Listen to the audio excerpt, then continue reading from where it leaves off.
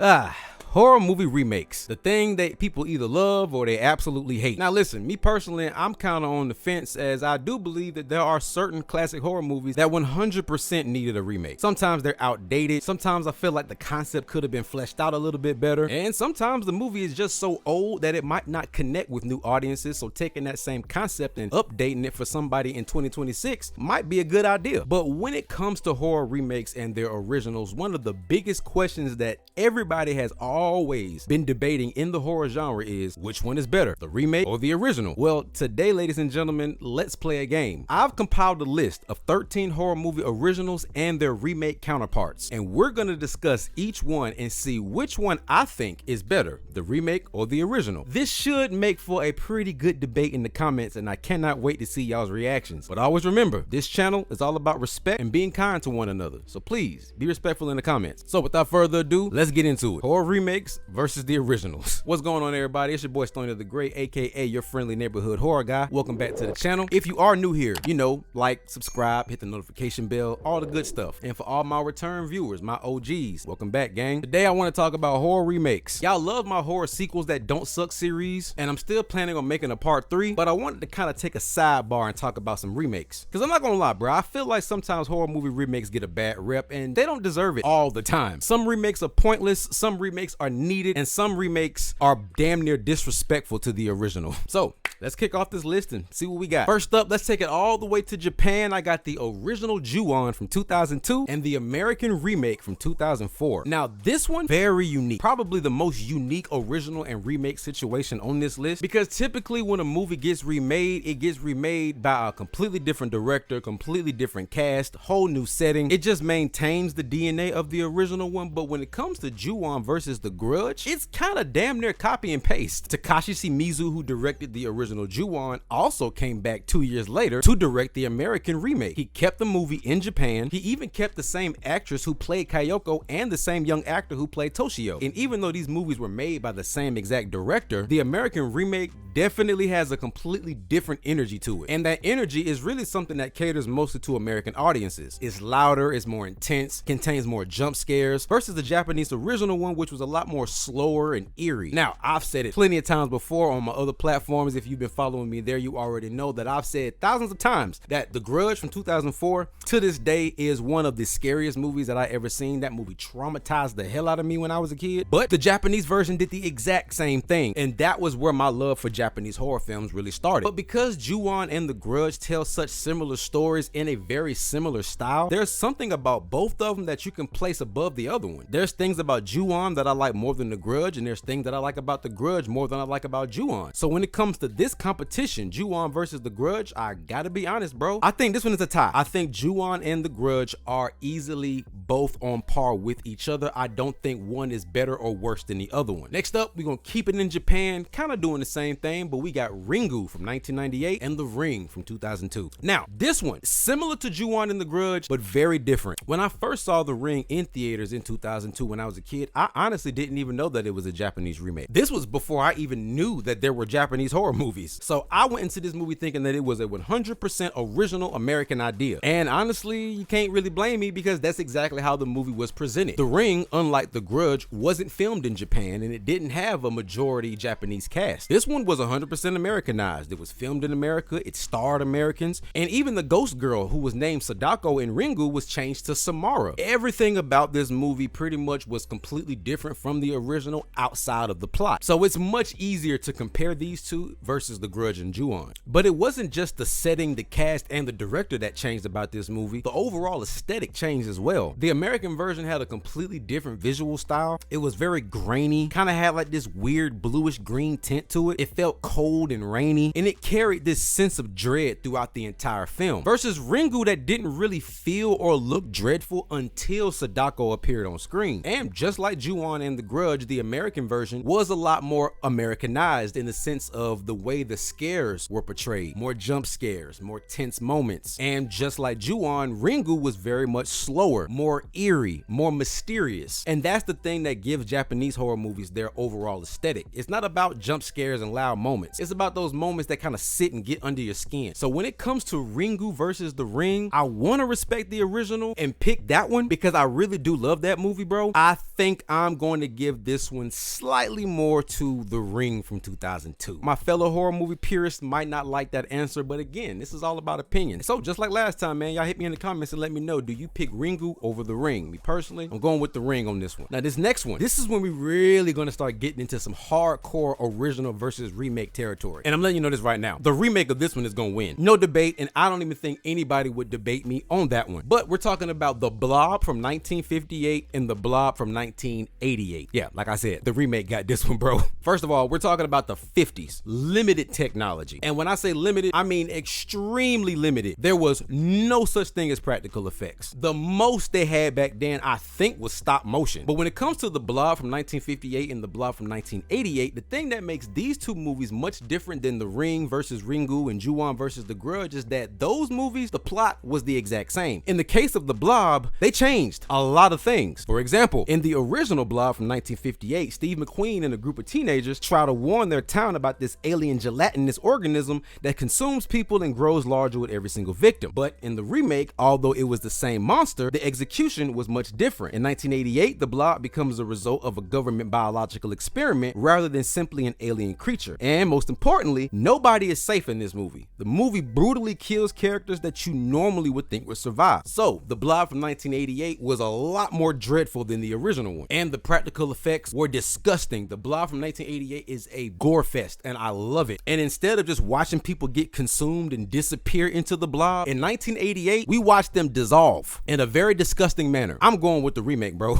The remake wins this time. All right, next up, man, I got The Fly from 1958 versus The Fly from 1986. Once again, I think this one might be a clear-cut answer, but let's talk about it and see what we got. Now, in the original Fly, scientist atoms accidentally become mixed with those of a fly during a teleportation experiment, resulting in the famous human-fly physical split. And that concept is pretty much redone for the remake. However, my boy Cronenberg did something that, Cronenberg is known for: extreme body horror. Cronenberg turns the concept into a full-blown body horror, and Jeff Goldblum's character in the movie doesn't simply become part fly. His body slowly deteriorates as he transforms into something completely new. And unlike the original, the transformation isn't quick and fast, and it's not so on the nose. It's gradual and it's disgusting and it's very heartbreaking and pretty tragic. And the relationship between Seth and Veronica in this movie gives it such an emotional depth to it that honestly cannot be matched. I'm not kidding when I say that The Fly may very well be one of the greatest body horror movies of all time, one of the greatest sci-fi horror movies of all time. It's one of those movies that I don't think needs to be remade again, because the things that Cronenberg did with the practical effects in the 1986 Fly will be completely destroyed in 2026 or 2027 or whatever, simply because nobody wants to use practical effects properly anymore. 100% The Fly will be CGI to all be damned. We live in the era of AI. I wouldn't even be surprised if they use AI too. And I'm sorry, bro, but AI and CGI, I don't care how good you are at prompting the shit, it's never gonna be good at some handmade practical effects. So yeah, off the bat, the remake got this one. Let's see what we got next and see what can come out on top. And I think we might get our chance for an original to take the W, because we got the original Night of the Living Dead from 1968 and the remake from 1990. Now, in the original Night of the Living Dead, Romero basically changed horror movies forever. Low budget, it was bleak, claustrophobic, and it featured Dwayne Jones as Ben at a time when black protagonists in horror movies were literally non-existent. And the remake was directed by Tom Savini, but luckily he had George A. Romero there with him writing the screenplay, so it still had a lot of the original aesthetics. Now, what changed in the remake is that Barbara this time is the big one. Instead of being traumatized and mostly helpless throughout the movie, Patricia Tallman's portrayal of Barbara becomes increasingly capable and eventually one of the strongest survivors in the film. Now, don't get me wrong, the remake is phenomenal. I think it's damn near beat for beat. Only difference is in color versus black and white, but it's something about that original one. It's so raw and organic and authentic authentic, and I think that black and white aesthetic kind of adds a little bit to it. Dwayne Jones, man, come on, bro. Like, the dude is phenomenal. I don't think this one really is that difficult, bro. Everybody recognizes that the 1999 of the Living Dead is good, but bro, it's the original one that takes the W in this case. Next up, we got John Carpenter's The Thing from 1982 versus its original counterpart, The Thing from Another World from 1951. I think this one kind of falls into that same category as The Blob. You can only do so much. Now, in the original Thing from Another World, scientists at an Arctic outpost discover an extraterrestrial being. This creature is essentially a humanoid alien rather than a shape-shifting organism that we're familiar with in the remake. And in the remake, John Carpenter took some concepts from John W. Campbell's Who Goes There and gives us an organism that's capable of perfectly imitating other life forms. And John Carpenter's The Thing takes everything from the original one and cranks it up to 1,000. We got paranoia, distrust, isolation, some of the best body horror effects that you will ever see, even by today's standards, and the possibility that literally anybody could be The Thing. I don't think this one is that much of a debate, bro. The Thing from 1982 wins. The Thing from 1982 is so peak that I didn't even know it was a remake. When I found out that it was a remake, I was like, really? No disrespect to the original one, bro, but like, it doesn't even compare. Not even close, bro. But again, I respect it because if it wasn't for The Thing from Another World, we probably would have never had The Thing from John Carpenter. So hey, John Carpenter, you cooked with that one, my boy. Big W. All right, man, next up we got The Invisible Man 1933 and The Invisible Man from 2020. Now, I'm not gonna front, this one's very different, I will admit, because when it comes to this one, I gotta go with a tie for a very specific reason. They're barely even the same movie. Like, they took so many liberties with the 2020 version that it's nothing like the original one at all. Because in the original one, scientist Jack Griffin, whose invisibility experiment drives him towards madness and murder, caused him to become one of the Universal Monsters' defining characters. But it didn't have the abusive ex-husband trait to it that the original one did. And in the remake, it got completely changed. And this time, Cecilia, who was a woman escaping an abusive relationship who believed that her ex-husband was actually dead, he ends up finding a way to become invisible using some extremely advanced technology. The original Invisible Man asks the question of what would happen if a man became invisible. In the remake, it asks, how terrible would it be to be stalked by someone that you can't see? So trying to compare those two movies is kind of difficult because they're literally different movies that only share the same name. And the fact that a guy goes invisible, but they went invisible for two completely different reasons. I'm going to go with a tie. I think the original one still stands as its own film because there's nothing that came after it that redid that. And I think the remake stands on its own as its own thing because it didn't do what the first one did. Therefore, Invisible Man 33 and Invisible Man 2020, you got a tie. Next up, we got The Hills Have Eyes from 1977 and The Hills Have Eyes from 2006. This is one of those films that Wes Craven was known for before he did the Nightmare movies. And the remake was directed by Alexander Aja, a man who I actually had the pleasure of interviewing back in 2024 alongside Halle Berry. Now, in the original Hills Have Eyes, Wes Craven pits his ordinary suburban family against a savage family that's living in the desert, and they gradually start blurring the distinction between the civilized and the savage families. And it starts to ask the question of who is really civilized and who's really the savage here. But in the remake, Alexander Aja, he keeps that core idea, but he turns the violence up to a very damn near uncomfortable level. Now, in the remake, these mutant people, hill people, are explicitly tied to like nuclear experiments. Their appearance is much more disgusting, and they're a lot more stronger and much more violent. And this movie strongly emphasized Doug's survival more than it did in the original one. And although I do love the original Hills Have Eyes, it's very close, but I gotta lean this one a little bit more towards the remake. Only because I'm somebody that really likes brutal and violent horror movies, and I think The Hills Have Eyes from 2006 did that perfectly. Especially growing up in the South and hearing all those stories about the people that live in the Appalachian Mountains. It kind of hit home for me. I gotta go with the remake on this one. All right, looks like my boy George A. Romero is back in the competition, this time with his 1973 film The Crazies and its remake counterpart from 2010, The Crazies. No disrespect to George, bro. I'm going with the remake. I'm not gonna front. Although the original Crazies is a solid film, there is a reason why whenever you talk about George A. Romero's filmography, people don't really talk about this one that much. Mind you, this movie came out kind of like in between Night of the Living Dead and Dawn of the Dead, and it got completely overshadowed. See, in the original one, George A. Romero uses a biological outbreak to explore government incompetence, military authority, paranormal, and the collapse of society. In the remake, it keeps that contaminated town presence, but it turns it into a much tighter survival horror film, making the remake less political and more about just simply surviving. And it also adds a bit of an emotional weight to it because you're actually witnessing people's friends be turned into these, I guess you could say, zombies in a way. The zombie-like creatures in the remake way more homicidal, way more brutal. I genuinely believe that The Crazies is one of the greatest horror movie remakes of all time. It's one of those movies that don't really get talked about that much, and I don't know if I'm crazy for saying this, but I think it is one of the best movies of the 2010s for the horror genre. The original one definitely had the concept, and I think the remake just took that concept and made it 10 times better. So again, no disrespect to George A. Romero, I love you, you are forever the GOAT of the zombie genre, but that remake, my boy, they cooked with that one. I gotta give it to him. Next up, we got The House on Haunted Hill from 1959 and The House on Haunted Hill from 1999. That House on Haunted Hill from 1999, bro, is one of my all-time favorite horror movies, bro. It's one of my comfort films. This is one of those movies that I fell in love with when I was a kid because it really wasn't all that scary, but it was scary enough to kind of be spooked out a little bit. It was extremely fun, bro. That is a very fun movie, and it definitely had that like post-Scream effect, because I feel like when Scream came out in 1996, it like changed the aesthetic and the energy of so many horror movies. It definitely had that Scream-esque feel to it with movies like I Know What You Did Last Summer, Urban Legend, The Faculty. It just kind of fits that late 90s post-Scream era. Now, when you look at the plots of the original and the remake, they're pretty much the same. I mean, you got a haunted mansion where guests are offered money if they can survive the night, and most of the time they're just wondering if any of this is actually real or if this is just some elaborate hoax. The remake takes that setup and turns the location from a haunted mansion to an abandoned psychiatric hospital with a very horrific past, which automatically gives it a much darker and more horror adjacent energy, and everything else pretty much stayed the same except for the aesthetics. The remake goes full late 90s grotesque, over the top supernatural. It introduces Dr. Vanekit, which I think is one of the coolest zombie ghost people, and all the supernatural elements of the film are undeniable. Instead of them thinking that, oh, this is just a hoax, they quickly learn that this is real. Plus, you must give this movie credit, or at least I do as a black person, because Taye Diggs survived. Yes, I'm very happy about that. You already know how it is when it comes to black folks in horror movies. We always get killed first, but it was lovely to see a black man survive a horror movie in 1999. And with this being one of my earliest experiences of horror movies, one of the movies that got me into the genre, still to this day one of my comfort films, I gotta go with the remake, bro. Even though I really do love the original one, I think it's a very cool, like, classic black and white film. The remake is just 10 times better, bro. Ladies and gentlemen, we got the original Texas Chainsaw Massacre from 1974 and 2003 Texas Chainsaw Massacre. Now, what makes TCM from 1974 and TCM from 2003 so different when it comes to like comparing originals and remakes is that usually the remake is darker, grungier, grittier, nastier, more violent, more brutal, and just a little more over the top. But they kind of did it in reverse this time. TCM 2003, way more polished. It looked cleaner, and it looked more like a movie versus a snuff film that you probably shouldn't be looking at. It looked like a Hollywood production. And even though they tried to keep that whole based on a true story thing, the Texas Chainsaw Massacre from 2003 made that a little less believable. Now, don't get me wrong, Leatherface was a much more like intimidating presence. He's a lot more bigger and more physically imposing, but that don't necessarily make him a scarier Leatherface. They didn't really tone down the violence at all, but in a way it still wasn't nearly as gnarly as that original one, bro. The first one was dirty, extremely disturbing, and almost felt like a documentary. And it's so crazy because the original Texas Chainsaw Massacre is not nearly as gory as people think it is. The remake is definitely a little more bloodier, but it still at the same time doesn't feel nearly as violent. And it's so weird to say that, but I promise you, if you know what I mean, then you know what I mean. Most of what made this movie disturbing was what was left to your imagination, because you see what you see on screen, but there's still that sense of what else is really going on here. It's something about that low budget grainy camera that really sold this movie for me, bro. And I always felt like this movie should have gotten the credit as like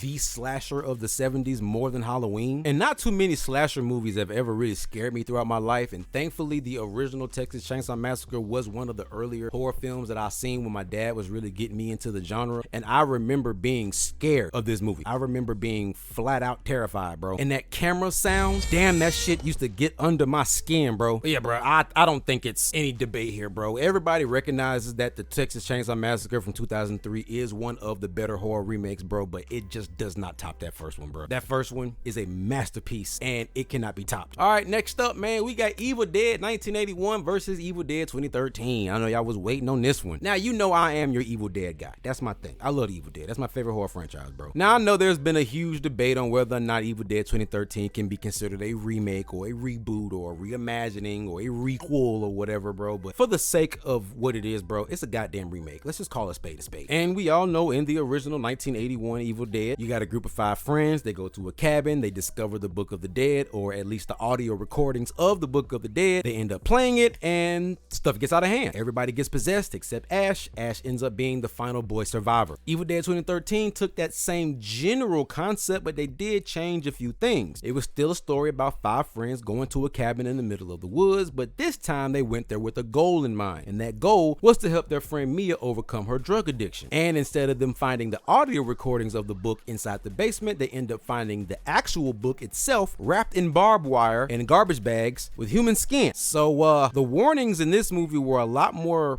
in your face than they were in the original one, and to this day I still don't know why Eric's dumbass read that book. Now, when it comes to the original Evil Dead and the remake of Evil Dead, I genuinely believe that there is enough that both films have on their own to make a solid argument of why they are the better version. I think the original Evil Dead has the same thing that the original Texas Chainsaw Massacre had, which was that gritty, dark, damn near documentary snuff film kind of vibe to it. And Evil Dead 2013 does look a lot more polished. However, it is extremely brutal, and in a lot of ways you can kind of say it's a little more brutal than the original one. However, I do think Evil Dead 2013 did enough to where it can stand on its own as its own entry and not be considered a remake, and I think that's why most of us have accepted it as a reimagining. As a true Evil Dead fan, as an Evil Dead purist, I can't say that I think Evil Dead 2013 is better, even though I kind of do, but I just wouldn't feel right. And to be perfectly honest, I'm gonna just go ahead and say it. I'm gonna put these even. I think the original Evil Dead did something that was very special for it, and I think Evil Dead 2013 did something that was very special for it. So I think they both have a very solid fight in this argument. They're two sides of the same coin. But y'all let me know what y'all think, man. All right, ladies and gentlemen, last but certainly not least, if you've been sticking around this long, I really rock with you, but we are at the final movie on the list, It from 1990 and It 2017. Now, this debate is a bit strange because we've been comparing movies versus movies for this entire list. This time, however, we're comparing a mini-series to a movie. It 1990. Was it revolutionary? Yes. Was it a classic? Yes. Was Tim Curry's portrayal as Pennywise one of the best old school classic portrayals of a horror movie character? 100%. However, this movie, well, mini-series or whatever you want to call it, aged like milk, bro. I'm sorry. I really don't like it like that. And it's so crazy to me because when I was a kid, Pennywise scared the absolute bejesus out of me. And in a way, I still think Tim Curry's Pennywise is very uncanny and creepy, but that to me is the best thing about It 1990. If you've watched that miniseries recently, bro, I promise you, if you take the nostalgia goggles off, you might realize that this thing is not that great. And I mean no disrespect, bro, because if it wasn't for that one, we would not have It 2017. We wouldn't have It Chapter 2. And with a damn sure would not have Welcome to Derry. But come on, bro. It 1990 was very much made for TV. You can definitely tell it was, which does kind of make this debate a little unfair. Who cares, bro? And it didn't make it no better back in 2017 because I hadn't seen the original one in years at that point. And when they did the remake, I saw that one and then I went home and watched the original one right after watching the remake with Bill Skarsgård, and I was like, oh my god, I cannot believe that I was scared of this when I was a little kid. And I think that's why a lot of people have held on to it as being so scary because it scared you as a kid, but go back and watch it as an adult, bro. Promise you it won't hit the same. While I do think Tim Curry's Pennywise is phenomenal, Bill Skarsgård took that one, bro. He got that one. Pennywise is his, especially because they gave Pennywise a whole new look, a whole new vibe, so it's much easier to compare the two. I think Tim Curry's Pennywise was great for its time, but I think Bill Skarsgård's Pennywise is the better one overall. Bill Skarsgård's Pennywise was much more monstrous and supernatural, definitely gave me a little bit of Freddy Krueger vibes with his, and honestly Bill Skarsgård's Pennywise just solidified him as the horror icon after season 1 of Welcome to Derry, and now that they got season 2 announced, I can't wait for that one. I think it goes without saying, It 2017 is